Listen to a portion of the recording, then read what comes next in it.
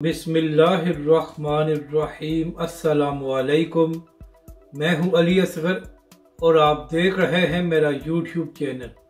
नवाज शरीफ की हिफाजती ज़मानत और निज़ाम मज़ीद नंगा हो गया।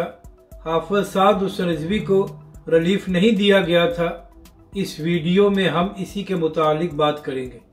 नाज़रीन कराम, नवाज शरीफ साहब पाकिस्तानी अदालतों के मफरूर और सज़ा याफ्ता हैं, मगर इसके बावजूद आज इस्लामाबाद हाई कोर्ट ने नवाज शरीफ साहब को 24 अक्टूबर तक हिफाजती ज़मानत दे दी है।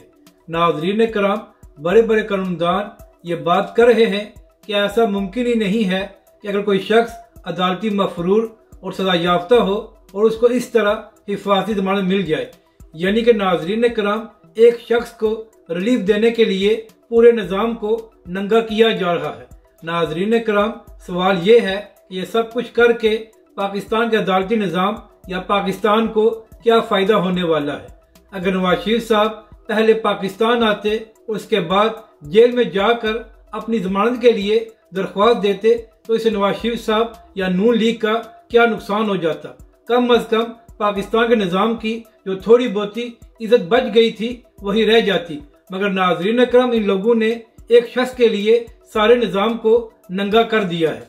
नाज़रीन करम, यहाँ पर अहम बात यह है कि जब पिछली हुकूमत में तहरीक लब्बैक के सरबराह हाफ़िज़ साद हुसैन रिज़वी को 8 महीने तक गैर कानूनी तौर पर जेल में रखा गया तो तहरीक लब्बैक पाकिस्तान के सरबराह के वकला हर अदालत में गए, मगर तहरीक लब्बैक के सरबराह को रिलीफ नहीं दिया गया।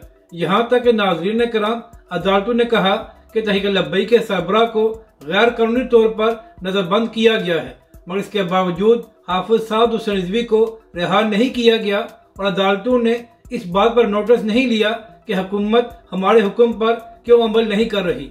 और दूसरी जानब नवाज शरीफ साहब जो सजा याफ्ता और अदालती मफरूर हैं, उनको फौरी तौर पर रिलीफ मिल गया है। यानी कि नाज़रीन कराम, पाकिस्तान में उस शख्स के लिए कोई कानून और रिलीफ नहीं है जो हक की बात करे, और जो लोग डीले करते हैं उनके लिए कानून से बालातर होकर फैसले दिए जाते हैं ताकि उनको रिलीफ मिल जाए। मगर नाज़रीन कराम, सवाल फिर वही है कि ये सब कुछ करने से पाकिस्तान या पाकिस्तानी अवाम का क्या फ़ायदा होगा। अपनी राय का ज़रूर इज़हार करें कि आपको ये वीडियो कैसी लगी और हमारे इस चैनल को भी सब्सक्राइब करें।